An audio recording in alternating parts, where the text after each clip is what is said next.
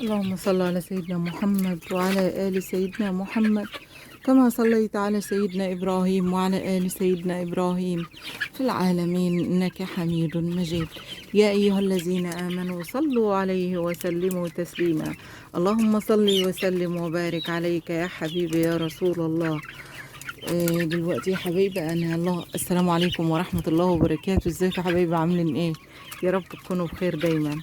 دلوقتي انا كان عندي فرخين وسط في الخزانة وفرخين هنا، فانا والله لخبطتهم على بعض وقمت جايباهم في الحتة دي، بس تقريبا هيضربوا بعض.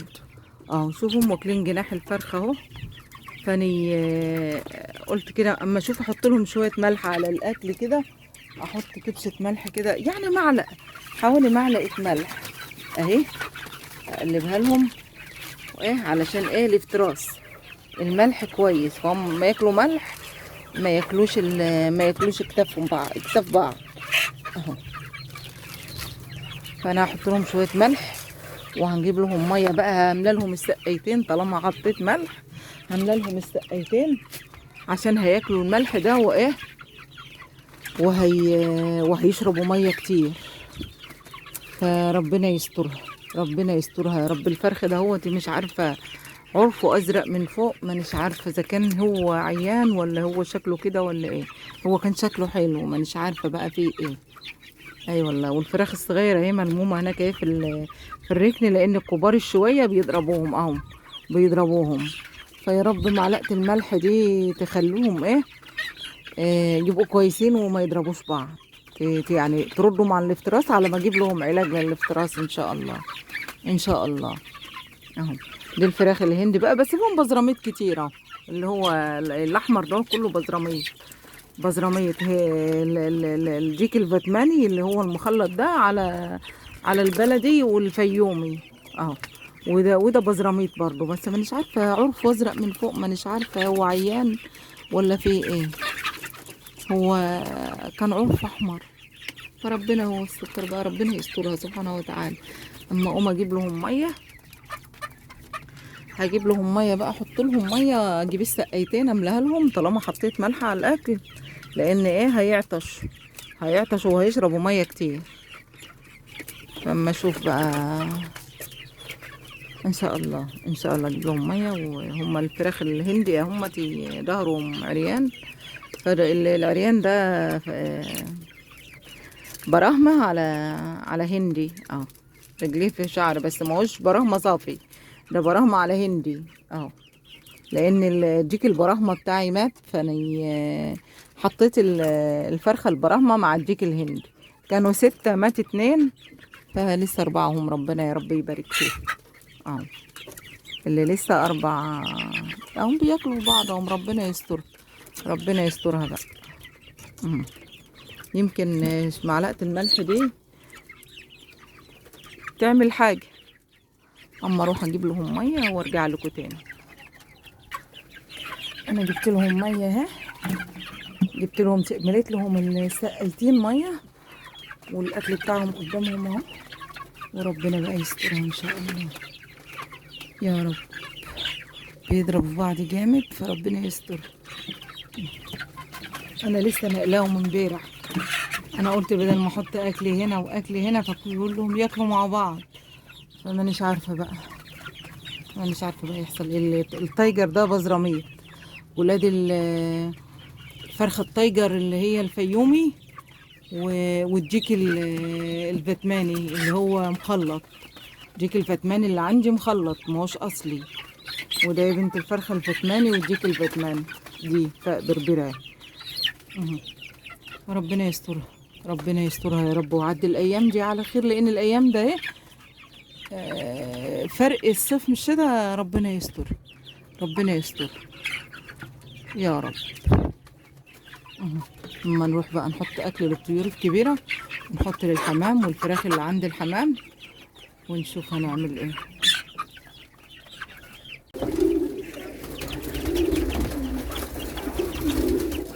بسم الله ما شاء الله. ادي ال7 فرخات هم دي، وكان عندي 6 فرخات و3 بطات تحت، قمت جايباهم معاهم. جبتهم معاهم وحطيتهم معاهم في البوكس هنا، وحطيت لهم ميتهم واكلهم هنا اهو. بسم الله ما شاء الله، ربنا يا رب يبارك. هتلاحظوا الكبير من الصغير، يعني الكبير اهوت كانوا 7. ايوه 7، والصغيرين 6 صغيرين همت، والثلاث بطات. جبتهم بقى هنا في البوكس واسع شويه وحلو عن الحله اللي انا كنت حطاهم فيها، وقلت ربنا بقى يبارك اهوت، وياكلوا مع بعض ويعيشوا بقى يعيشوا مع بعض هنا، والحمد لله. يلا وانا بقى اللهم صل على حضرة النبي. ادي الفراخ اللي في اوضه الحمام اهي، حطيت لهم اكلهم وميتهم اهو، وربنا يسترها يا رب من الجو الايام اللي جايه دي. برضو فيهم صغير وكبير، لانهم كان فيا مع بعض اهو، كان فيا وانا بزهق من ان احط هنا واحط هنا واحط هنا، بقوم ضمهم مع بعض، بضمهم مع بعض وياكلوا مع بعض بقى. بس هما بينقفوا بعض، بس اهو اعمل ايه بقى. الكبير مع الصغير،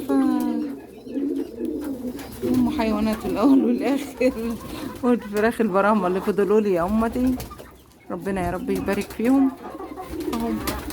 ولا الحمام حطاله على البرميل عشان الفراخ كانت بتطلع فوق البوكس ياكلوا اكله، فانا حطيت له اكله على البرميل، بياكل وينزل يشرب ميه مع الفراخ عادي اهو من الحله دي اهي، بغسلها واملاها لهم وزي الفل اهي.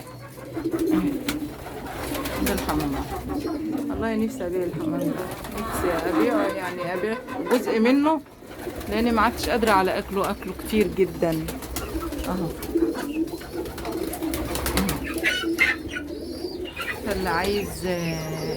اللي عايز حمام عتق يا ريت يكتب لي ويقول لي، وانا اقول له يجيني فين ويجي ياخدهم. عندي حوالي 7 تجواز او 8 تجواز، عايز اخلص منهم ابيعهم، واخلي كميه صغيره بس اللي يطلع منها ناكل منها وخلاص ان شاء الله.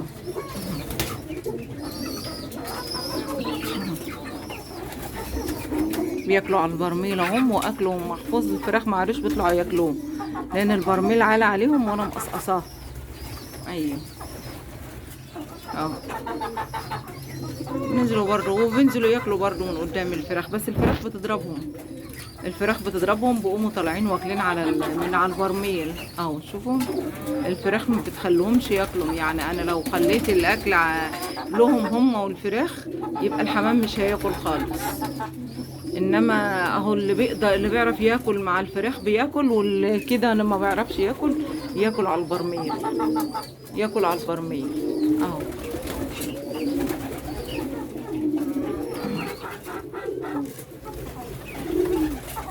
ربنا بقى يسترها ان شاء الله يا رب. يلا اما نروح نحط للطيور الكبيره، نحط لهم اكلهم ونحط لهم ميتهم ان شاء الله، ونشوف هنعمل ايه. يلا. وادي البطاطين اللي كانوا هنا، 6 بطات الصغيرين اهمتي. والله حطيتهم عايزه تتكنس، بس انا غادره امسك الحديده وامسكها احطها وامسكها انضفها ان شاء الله، ربنا يسهلها، وهمسكها انضفها لهم وهفرشها لهم ان شاء الله. هم بيطلعوا بره وبياكلوا من بره وبيشربهم بياكلوا وبيشربوا هنا اهو. ميتهم اهي، غسله الحله ومليها لهم وده اكلهم هنا، وبيطلعوا في المكان ده الواسع ده ياكلوا ويشربوا ويدخلوا يناموا تحت الخزان. هنا خزان محطوط على خشب ومعرش الحته، بيدخلوا يناموا تحت الليل اهو. قلشين ريش كتير برضه همتي، قلشين ريش كتير، فعايزين يتقصقصوا، فربنا يسهلها ونقصقصهم ان شاء الله. يلا عشان نحط للطيور الكبيره ان شاء الله. الفراخ الهندي فريال نايمه بطلعها تاكل، واقعد جنبها عشان تاكل، عشان الفراخ التانية دي بتضربها بقعد اهو بالمقشة احوشهم عنها عفوا، على ما ايه، على ما هي تاكل وتشرب وادخلها اهو. شوفوا احوشهم بقى بالمقشة، لان الفراخ الهندي السودا دي غبية جدا، بيمسكوها يضربوها ويبهدلوها اخر بهدل. اي والله، ولا بتعرف تاكل ولا تشرب. فانا بقعد جنبها كده لما اكلها وتاكل وتشرب وتشبع، وبعدين تدخل واروح ايه سايبهم بقى وماشيه ياكلوا هم بقى براحتهم اهو. يلا يا حلوه كل تاكل وتتبسط، وبعد كده اقوم مدخلها مكانها وقافله عليها واسيبهم بقى ياكلوا هم اهو ان شاء الله. ام الخير تقريبا بتبيض. ام الخير، ام الخير دي اهي اهي، صعبة جدا. هتنام المرة دي، اذا ما طلعتش فراخ كويسة هذبحها ان شاء الله، واكتفي بفرحة وام الرزق وخلاص. ايوه، وفي ريال ان شاء الله ربنا يسهلها يا رب، ونربي لها ديك ونحطها هناك في الأوضة هناك معاه ان شاء الله.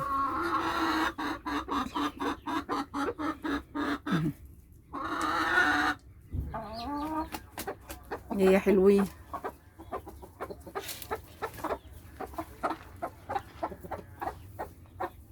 كلي يلا واشربي علشان تدخلي تنامي، اشربي كويس يلا، عشان بقفل عليها، ما بفتحش عليها الا تاني يوم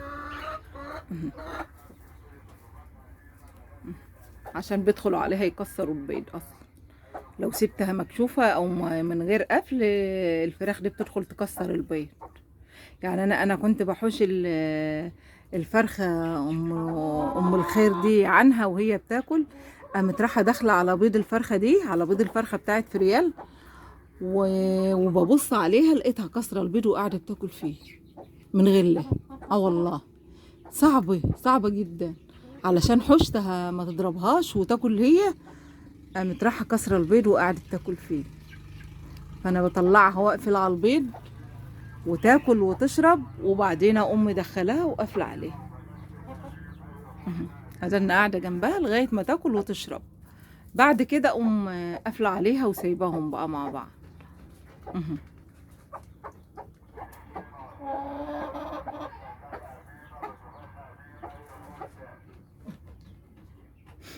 دي بقى رحمه ام الفراخ اللي بره، بس ابوهم بقى هندي، اللي هم ايه رجلها مش ملانه شعر كده، مش ملانه ريش كده، لا رجلهم ايه فيها بعد ريش كده، لانها ابوهم هندي، فنصهم هندي ونصهم ونصهم براهم متهجنين، هندي على براهم. سبحان الله. والله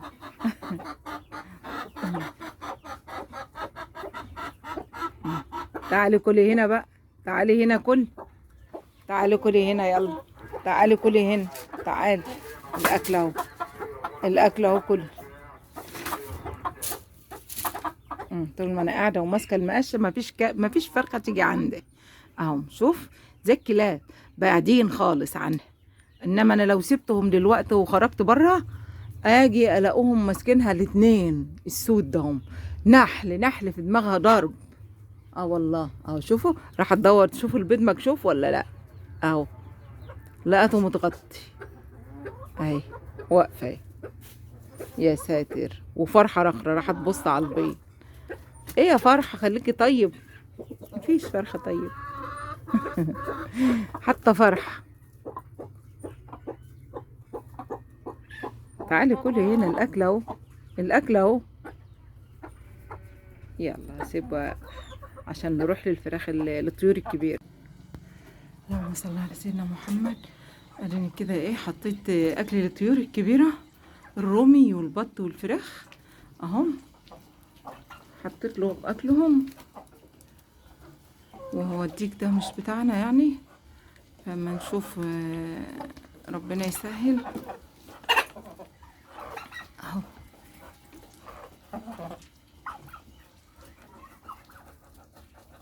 حتى الفرخه الرومي ما بضيتش لسه ما بضيتش بعد ولادها دول. شوفوا كبروا ما شاء الله، ولسه ما بيضتش، ما اعرفش ليه. هي تقريبا مستنيه بقى لما تبقى ايه في الربة وتبيض. مم. تقريبا. مم. ما عدتش عارفاها من ولادها اصلا. اه والله ما عدت عارفاها من ولادها، اهو شبه بعض كلهم شبه بعض. ما فيش بقى الا الديك الكبير، هو الديك العالي هو اللي ايه مختفي تقريبا. هي دهيت امه. اه شكلها امهم اهي. اه تقريبا على ما اظن يعني. هي دي تقريبا امهم. اه وهم انت حطيت لهم اكلهم، وده الديك اللي عرفه معوج على جنب وله دليات اهو. خس والله من يوم ما عملت لهم رجيع ورده ودش بساسه وكده. خس كتير، خس كتير. كان فحل وحلو. بس يلا الحمد لله. طبعا الاكل غالي، كل الطيور دي هتتنفى خالص وما عادش هيبقى في حاجه. يمكن اخلي ذكر بط وبطه واحده او بطتين، مش عارفه لسه. يا بطه يا بطتين بس. الطيور دي بتاكل كتير يا جماعه والله، والاكل غلا جدا. الاكل غلا جدا جدا يعني. انا بجد ما عدتش قادره ان انا اجيب لهم اكل، فربنا يسهلها. هخلي الفراخ الهند والفراخ البراهم. ممكن اخلي البطه وبطه ذكر والبطه بس. اهو الذكر بيضرب الديك الرومي، والرومي ده مش هخليه يعني، برضو بياكل كتير. ربنا يسهلها، ربنا يسهلها. الاكل غير بطريقه غير طبيعيه والله. غلا جدا والاسعار ارتفعت جدا جدا جدا. ربنا يسهلها، ربنا يسهلها ان شاء الله ويدبرها باذن الله. ادي احنا ماشيين مع بعض. ربنا يسهلها يا رب. واللي وصل معايا لغايه هنا يا جماعه يحط لايك، حطوا لايك الله يبارك لكم، علشان ايه ترفعوا القناه والكل يشوفها كده. عفوا.